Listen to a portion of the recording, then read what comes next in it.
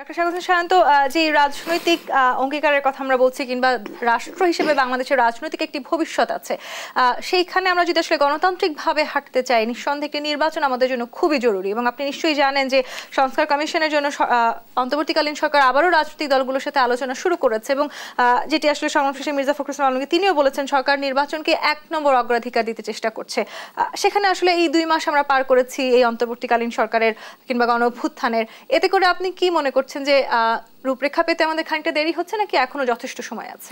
না, ডেফিনেটলি যথেষ্ট সময় আছে। এইরকম একটি ফ্যাসিবাদী সরকার মাফিয়াতন্ত্র কায়েম করেছিল যারা, এবং 16 বছর ধরে তারা, একটু আগে 2-1টা এক্সাম্পল যে আপনাকে দিলাম, ওইভাবে তারা যাচাই বাছাই করে তাদের দলীয় অনুগত এবং একদম লাঠিয়াল বাহিনীর মতো যারা ব্যবহৃত হয়েছে তাদের দ্বারা, তাদের যে কোনো নির্দেশ যারা অক্ষরে অক্ষরে পালন করতে গিয়ে গুম খুন হত্যা মামলার মতো জঘন্য অপরাধ করতে একটু দ্বিধা করেনি।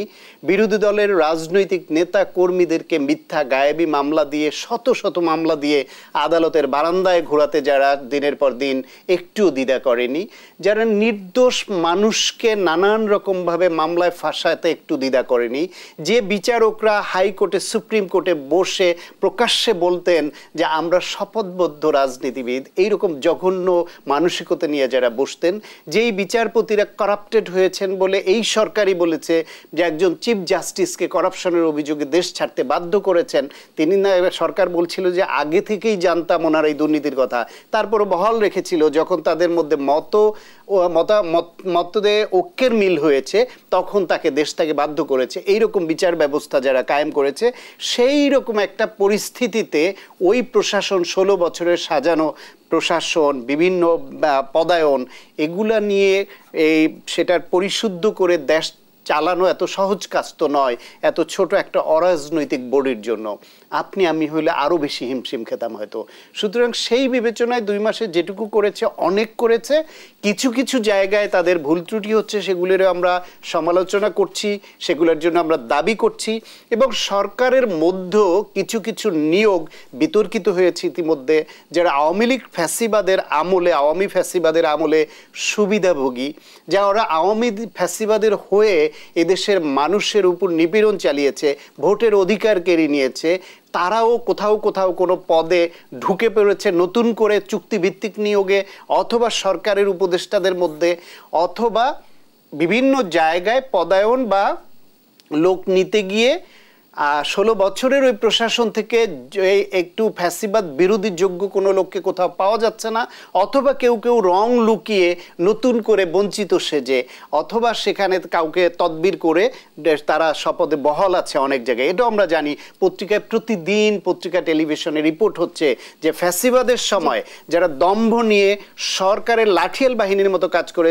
তারাও এখন বিভিন্ন পদে বহাল আছে।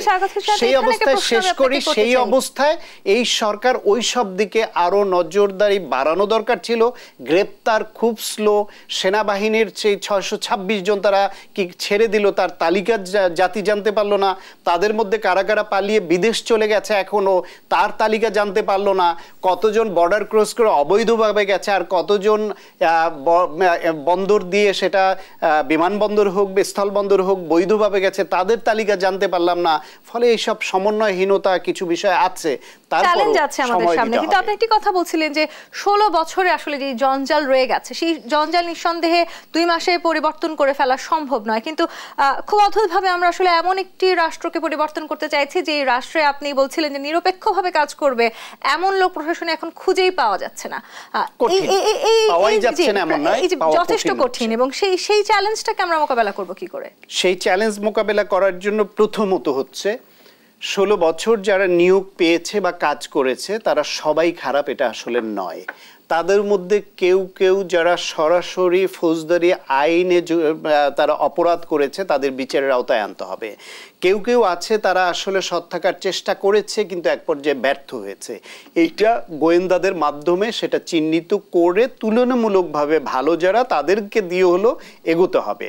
আর 16 বছর ধরে যারা বঞ্চিত হয়েছে, যাদেরকে ভিন্ন মতের বলে বঞ্চিত করা হয়েছে, চাকরিচ্যুত করা হয়েছে, তাদেরকে আবার চাকরিতে পুনর্নিয়োগ অথবা বঞ্চিত অবৈধদের প্রমোশন দিয়ে যোগ্য লোককে যোগ্য জায়গায় দিতে হবে, এইভাবে কিছুটা ভ্যাকুম পূরণ হবে।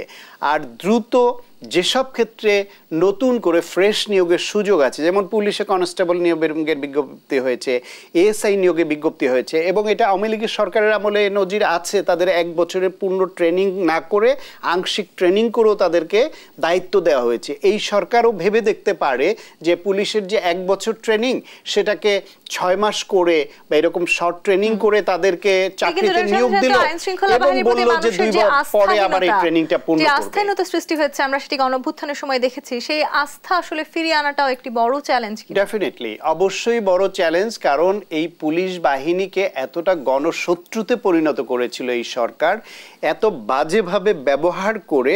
পুলিশ বাহিনীর মধ্যে কিন্তু অনেক ভালো আছে, অনেকেই আছে, দেখবেন আপনার আত্মীয় পরিজন বা বন্ধু পরিচিতর মধ্যে দেখবেন সৎভাবে থাকার চেষ্টা করেছে, কিন্তু সরকারের লাঠিয়াল হিসেবে ব্যবহৃত হয়নি, সেজন্য তারা ভালো পদায়নও পায়নি। সেরকম কিন্তু আছে, সবাই খারাপ তা নয়, কিন্তু খারাপরা প্রমিনেন্ট হয়েছিল। তারা সামনে এসে সরকারের আজ্ঞাবহ হয়ে কাজ করেছে, ফলে তার দায়টা পুরো বাহিনীর উপর পড়েছে। এখন এই সরকারের দায়িত্ব হবে সেই যারা সত্যিকার অর্থে মানুষের উপর গুলি চালিয়েছে, মানুষকে গণহত্যা করেছে এইভাবে, যারা বিরোধী দলকে বিভিন্ন সময় তাদের অফিসকে ঘেরাও দিয়ে নিজেরা ককটেল বোমা রেখে মিথ্যা মামলা দিয়েছে, যারা মির্জা ফখরুল ইসলাম আলমগীরের মতন তাকে গাড়ি পোড়ানোর মামলায়, সিটি কর্পোরেশনের ময়লা গাড়ি পোড়ানোর মতো মামলায় ফাঁসাতে পারে, যারা হাবিবুন নবী খাল সোহেলের মতো মানুষের বিরুদ্ধে 300-400 মামলা দিয়ে দিতে পারে, এইরকম অনেকের নামে, সাইফুল যুবদলের বা বিএনপির সাইফুল আলম বা সাইফুল ইসলাম নীরব, ওনার নামে, এরকম অনেকের নামে কত নাম বলবো, তাদেরকে চিহ্নিত করে তাদের বিচারের আওতায় আনতে হবে, অথবা সেটা প্রশাসনিক ব্যবস্থা নিতে হবে। আর যারা ওই সময় সাপ্রেস ছিল বা যাদের বিরুদ্ধে এলিগেশন নাই বা কম আছে, তাদেরকে সামনে আনতে হবে, নতুন তাদের ট্রেনিংয়ের ব্যবস্থা করতে হবে, তারা যাতে মানবিক পুলিশ হয়, এবং তাদেরকে এখন থেকে শর্ত দিতে হবে, যদি মানবিক পুলিশ হয়ে মানুষের বন্ধু হয়ে দায়িত্ব পালন করতে না চায় তারা, তাহলে চাকরি থেকে তারা অব্যাহতি নিতে পারে। এবং নতুন যে নিয়োগ হবে, নতুন নিয়োগের ক্ষেত্রে তাদেরকে প্রথমেই ট্রেনিং বলেন, নিয়োগের ক্রাইটেরিয়া বলেন, সেইখানে তাতে যারা কোনোভাবে দুর্নীতি অথবা মানুষের বিরুদ্ধে এভাবে দাঁড়াতে পারে এই মানসিকতা না রাখে, তাদেরকে নিয়োগ দিতে হবে।